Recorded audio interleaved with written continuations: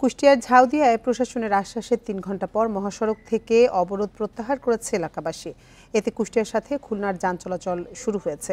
এর আগে কুষ্টিয়ার ঝাউদিয়া থানা উদ্বোধনের দাবিতে কুষ্টিয়া খুলনা মহাসড়ক অবরোধ করে বিক্ষোভ করে এলাকাবাসী। এতে ঝাউদিয়া সহ আশপাশের ৬টি ইউনিয়নের কয়েক হাজার মানুষ এ কর্মসূচিতে অংশ নেয়।